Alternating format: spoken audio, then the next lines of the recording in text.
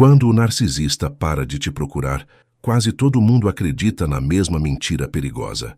Acabou. Mas essa é justamente a crença que mais destrói quem viveu uma relação com narcisismo. O silêncio não é paz, é movimento. E muitas vezes é o início da fase mais estratégica e mais perigosa de todas. O que quase ninguém te conta é que quando o contato some, o controle nem sempre vai junto. Ele apenas muda de forma. E isso vale para o narcisista, seja ele homem ou mulher. Aqui existe uma lógica psicológica que pouca gente entende, mas que muda completamente a forma como você enxerga esse afastamento. Se você acha que o silêncio significa desinteresse, maturidade ou superação, você precisa ouvir o que vem agora, porque entender o que realmente acontece nesse momento pode ser a diferença entre se libertar de vez ou cair novamente no mesmo ciclo sem perceber. Fase 1. O silêncio não é ausência. Na primeira fase, o que mais confunde é a falsa ideia de que o afastamento significa o fim da influência. O narcisista pode parar de falar, mas não sai da dinâmica emocional.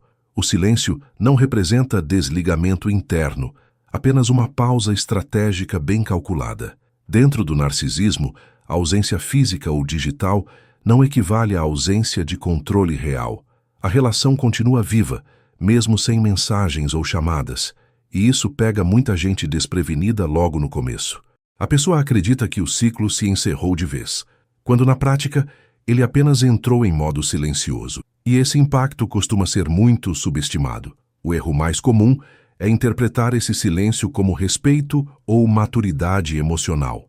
Parece que finalmente ele entendeu os limites e resolveu seguir em frente. Só que o narcisista raramente se afasta por consciência genuína.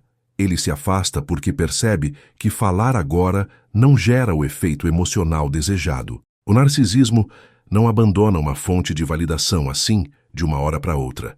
Ele apenas muda o caminho para continuar exercendo influência, mesmo calado. É uma troca de estratégia, não uma desistência real. O objetivo permanece exatamente o mesmo. É nessa fase que nasce a confusão emocional silenciosa. A pessoa começa a se perguntar se exagerou, se deveria ter falado algo diferente, se foi fria demais ou dura demais. Esse diálogo interno já mostra que o silêncio cumpriu seu papel. O narcisista não precisa estar presente para causar impacto emocional. Basta que a mente da outra pessoa continue orbitando em torno dele. O controle não precisa de palavras quando a dúvida já está instalada, e a insegurança cresce sem fazer barulho. Na prática, esse silêncio inicial costuma vir acompanhado de pequenos sinais indiretos. Uma presença invisível, quase imperceptível, mas constante. Um sentimento de que nada acontece, mas algo pesa. A pessoa sente que não está totalmente livre, mesmo sem contato algum. É como sair de um ambiente tóxico, mas ainda sentir o cheiro impregnado na roupa.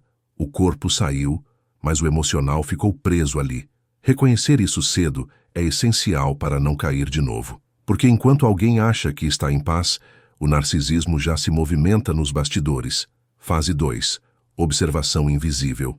Na segunda fase, o silêncio ganha uma função ainda mais estratégica: observar sem ser visto. O narcisista para de falar, mas continua atento a cada movimento. Ele repara em horários, mudanças de comportamento, postagens, sumiços e reaparições. Mesmo calado, ele está presente de forma indireta. O narcisismo tem essa habilidade de vigiar sem se expor. Não é curiosidade inocente, é leitura emocional. Ele quer saber se ainda provoca efeito e, principalmente, se ainda ocupa espaço na mente do outro. Curtidas antigas reaparecem, visualizações silenciosas acontecem, nomes surgem em lugares inesperados. Nada disso é coincidência. O narcisista observa para medir reações, não para se aproximar de verdade. O narcisismo funciona como um radar emocional sempre ligado. Se a pessoa demonstra fragilidade, ele registra. Se demonstra força, ele recalcula. O silêncio vira um teste, um jeito de avaliar se o controle ainda existe, mesmo sem contato direto. É uma análise fria, feita à distância. Muita gente se confunde nessa fase porque não percebe que está sendo observada. A sensação é de liberdade, mas acompanhada de um incômodo estranho. A pessoa começa a se perguntar se está sendo exagerada, se está imaginando coisas. Esse é um ponto clássico do narcisismo. Ele age de forma sutil justamente para gerar dúvida. Quando alguém duvida da própria percepção, fica mais vulnerável. E vulnerabilidade, para o narcisista, sempre foi uma porta aberta. Na prática, essa observação invisível mantém o vínculo ativo sem esforço. O narcisista não precisa falar para continuar presente, basta saber que ainda é notado, ainda é lembrado. Por isso, mudanças simples já fazem diferença, como reduzir exposição, evitar respostas emocionais indiretas e manter uma postura previsível. Quanto menos informação ele coleta, menos poder tem, porque o narcisismo se alimenta de sinais. E quando os sinais cessam, o jogo começa a perder força. Fase 3. O silêncio como punição. Na terceira fase, o silêncio deixa de ser apenas estratégia e passa a funcionar como castigo emocional. O afastamento vira uma forma de punir sem confronto direto. O narcisista sabe que a ausência causa mais dor do que uma discussão aberta. O narcisismo usa o silêncio como uma arma limpa, sem marcas visíveis. Não há gritos, não há acusações, mas há impacto. A pessoa sente o peso da exclusão, e esse peso é calculado para gerar sofrimento interno. O ponto central aqui é entender que esse silêncio não é neutro. Ele carrega intenção. O narcisista se afasta esperando que o outro sinta falta, se culpe ou tente restabelecer contato. Quando a dor aparece, ele sente poder, mesmo à distância. O narcisismo se alimenta da reação emocional alheia. Se a pessoa sofre em silêncio, o controle ainda está funcionando. Para ele, isso confirma que a dinâmica não terminou. Muitos acabam confundindo essa fase com indiferença verdadeira. Acham que ele seguiu em frente, que não se importa mais.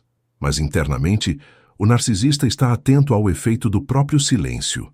Ele observa mudanças de humor, quedas de energia, impulsos de contato. Cada sinal de abalo emocional reforça a sensação de domínio. O silêncio, nesse ponto, é uma mensagem clara, ainda que não seja verbal. Ele diz: veja o que acontece quando eu sumo. Na prática, essa punição silenciosa só funciona quando encontra resposta emocional. Quanto mais a pessoa sofre, mais o narcisismo se fortalece. Por isso, interromper esse ciclo exige consciência, reduzir reações internas, reorganizar rotinas e preencher o tempo com atividades que devolvam autonomia enfraquece o efeito do castigo. O silêncio perde força quando não encontra eco. E sem eco, o controle começa a falhar. Fase 4. A falsa sensação de alívio. Na quarta fase, surge uma sensação traiçoeira que confunde até quem já sofreu muito. O alívio inicial. Nos primeiros dias sem contato, o corpo reage como se tivesse escapado de uma pressão constante. A respiração fica mais solta, o peito parece menos pesado, a mente desacelera um pouco. É como sair de um ambiente emocionalmente sufocante e, por alguns instantes, sentir que tudo vai ficar bem. Só que esse alívio não nasce de libertação real. Ele nasce da pausa no estímulo. O narcisismo saiu do palco, mas ainda não saiu da cabeça. A mente, mesmo em silêncio externo, continua trabalhando. Pensamentos surgem do nada. Lembranças reaparecem sem convite. Perguntas ficam rodando em segundo plano. A pessoa se pega analisando o passado, tentando entender o que deu errado, imaginando se o outro também sente algo. Esse movimento interno mostra que o vínculo emocional ainda está ativo. O narcisista não precisa enviar mensagens para continuar presente. O narcisismo se sustenta enquanto ocupa espaço mental. E nessa fase, ele ainda ocupa bastante. O perigo aqui é confundir melhora momentânea com cura emocional. O alívio inicial mascara a dependência que ainda existe. É parecido com desligar um alarme barulhento sem resolver o problema que o disparou.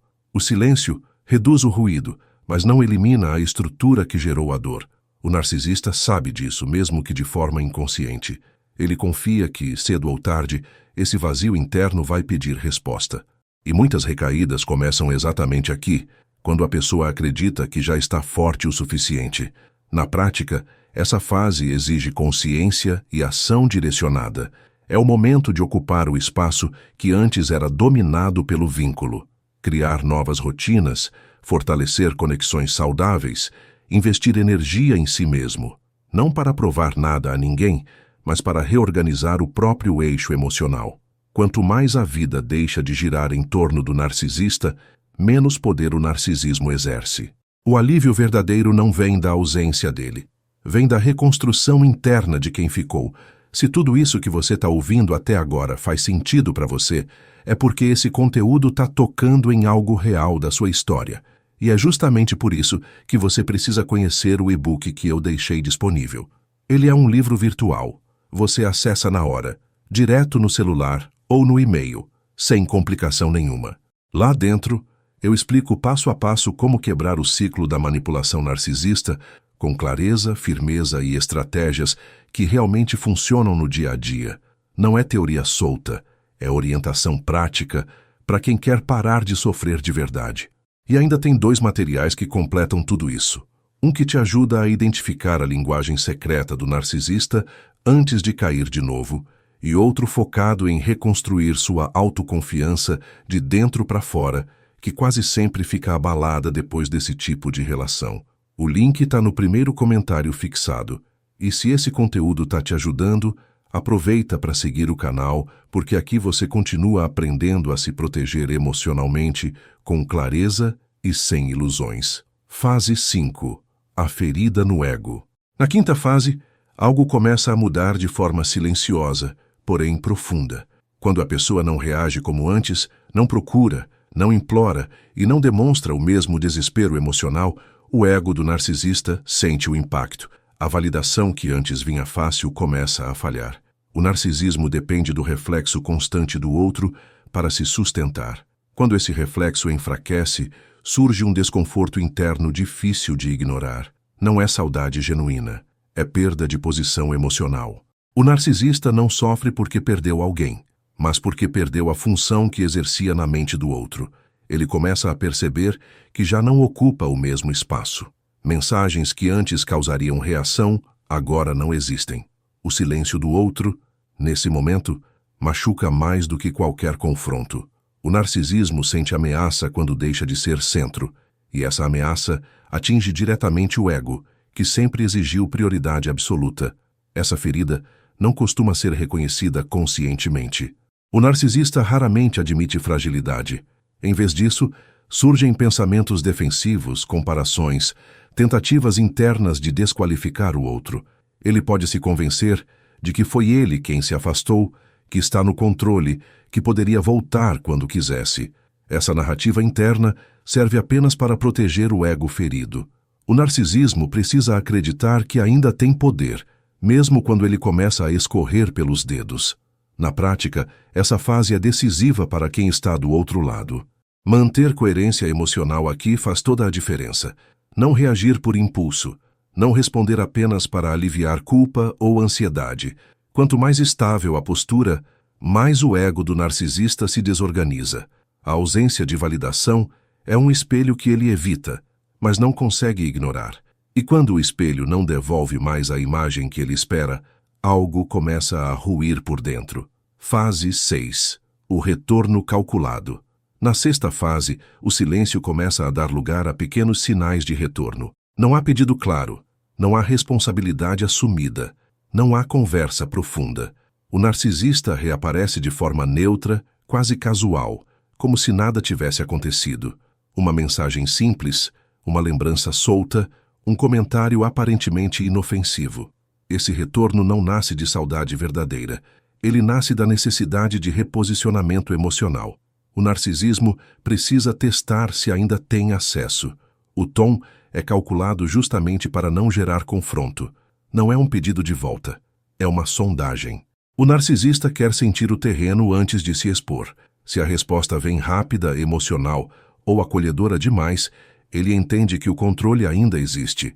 Se encontra resistência, ele recua ou muda a abordagem. O narcisismo funciona como alguém que tenta abrir uma porta com cuidado, empurrando devagar para ver se ainda está destrancada. Muita gente se confunde nessa fase porque o contato parece leve. Não há agressividade, não há cobrança direta. Isso gera a ilusão de que houve mudança. Mas o padrão continua o mesmo. O retorno não vem acompanhado de responsabilidade emocional. apenas de presença estratégica. O narcisista quer retomar acesso sem assumir culpa, sem explicar o silêncio anterior, sem lidar com as consequências. É um convite implícito para que tudo volte ao ponto onde ele se sente confortável. Na prática, essa fase exige atenção redobrada. Responder sem clareza interna costuma reabrir o ciclo. Não é sobre ignorar por vingança, mas sobre observar a intenção por trás do gesto. Retornos verdadeiros vêm com conversa clara, reconhecimento e mudança de postura. Retornos do narcisismo vêm com ambiguidade. Quanto menos reação emocional automática, mais evidente fica a real motivação. E quando o acesso não é concedido facilmente, o jogo começa a se revelar. Fase 7. O conflito interno. Na sétima fase, o narcisista entra em um estado de tensão interna que raramente aparece de forma clara para quem observa de fora. Ele não aceita perder o controle emocional que antes parecia garantido, mas também não suporta encarar a própria imagem ferida. O narcisismo depende da sensação de superioridade e domínio. Quando essa sensação vacila, surge um conflito silencioso entre insistir ou se afastar. E essa disputa acontece por dentro, sem plateia, mas com efeitos visíveis no comportamento. Esse conflito se manifesta em atitudes contraditórias. Em um momento, ele se mostra frio e distante, como se estivesse no comando. Em outro, surge curioso, inquieto, tentando se reaproximar de forma indireta. O narcisista quer provar, para si mesmo, que ainda tem poder, mas ao mesmo tempo teme confirmar que perdeu espaço. O narcisismo odeia a ideia de rejeição. Por isso, oscila entre ataque e recuo, presença e sumiço, interesse e indiferença simulada. Para quem está do outro lado, essa fase costuma gerar confusão. As atitudes não fazem sentido lógico. Um dia há sinais de aproximação, no outro, silêncio absoluto. Esse vai e vem não é acaso. É reflexo de um ego dividido, tentando se reorganizar. O narcisista não lida bem com a perda de controle, porque isso ameaça a estrutura interna que sustenta sua identidade. Quando o outro não reage como antes, ele perde o referencial que o mantinha estável. Na prática, manter consistência emocional aqui é essencial. Não interpretar cada gesto como prova de mudança protege contra recaídas. Quanto mais previsível e firme é a postura de quem rompe o ciclo, mais intenso se torna o conflito interno do narcisista. Ele precisa escolher entre assumir a perda ou intensificar o jogo, e essa escolha costuma definir o próximo movimento. Para quem entende o narcisismo, essa fase é um sinal claro de que o controle já não é o mesmo. Fase 8. O ponto sem volta. Na oitava fase, a dinâmica chega a um ponto decisivo. Aqui não existe mais meio termo. Ou o ciclo se rompe de vez, ou ele se reorganiza de forma ainda mais silenciosa e destrutiva. O narcisista percebe, mesmo que não admita, que algo mudou de forma definitiva. O acesso não é mais automático, a resposta emocional não vem como antes. O controle perdeu estabilidade. O narcisismo até tenta negar essa realidade, mas o corpo sente, e quando o corpo sente, o jogo já não é o mesmo. Esse ponto sem volta não acontece com barulho. Ele acontece internamente, como uma compreensão amarga. O narcisista entende que não consegue mais operar da mesma forma. Se tenta insistir, encontra resistência. Se tenta se afastar, sente a ferida no ego. O narcisismo entra em um impasse. Continuar exige esforço demais. Desistir fere a autoimagem. Esse conflito marca o fim da dinâmica antiga, mesmo que uma nova tentativa ainda apareça no horizonte. Para quem está do outro lado, esse é o momento mais delicado e mais libertador ao mesmo tempo. Muitos se perdem aqui porque subestimam a própria força. A tentação de ceder surge, principalmente quando o silêncio volta acompanhado de nostalgia ou culpa. Mas é justamente aqui que a consciência faz diferença. Entender que o jogo só continua se houver participação emocional muda tudo. O narcisista não consegue jogar sozinho. Na prática, esse ponto marca a transição entre repetição e liberdade. Romper o ciclo não exige confronto, exige constância. Não é sobre provar nada, é sobre não se explicar mais. Quanto menos energia emocional é entregue, menos espaço o narcisismo encontra para se reorganizar. Aqui, muita gente se perde por medo de ficar só. Mas quem atravessa essa fase descobre algo poderoso. A liberdade começa quando o jogo deixa de fazer sentido. Se tudo o que você ouviu até aqui pareceu descrever a sua história, comenta aqui embaixo: agora eu entendi. Porque quando alguém passa por uma relação marcada pelo narcisismo, não sai apenas machucado, sai confuso, cansado, duvidando da própria percepção. O contato pode até ter acabado, mas a prisão mais perigosa é a que continua por dentro. E isso não é fraqueza. É o efeito de um jogo psicológico que quase ninguém ensina a reconhecer. Enquanto esse vínculo interno não é quebrado, o narcisista, homem ou mulher, ainda tem acesso emocional, mesmo em silêncio. É por isso que tantas pessoas recaem, mesmo prometendo a si mesmas que não voltariam. Entender o que aconteceu é importante, mas não é suficiente. Se você quer fechar esse ciclo de verdade, você precisa ler o e-book que está no primeiro comentário fixado. Ele é um livro virtual. Chega direto no seu celular e no seu e-mail, simples e imediato. Ali você aprende, passo a passo, como desmontar o padrão do narcisismo com clareza, firmeza e consciência. E junto com ele, vem 2 materiais que completam esse processo. Um que revela a linguagem que o narcisista usa para confundir e controlar, e outro focado em reconstruir sua autoconfiança emocional, que quase sempre fica destruída depois desse tipo de relação. Se esse vídeo abriu seus olhos, se inscreve no canal e ativa as notificações.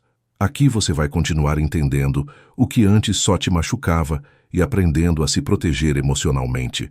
Você não está sozinho ou sozinha nessa caminhada. Até o próximo vídeo!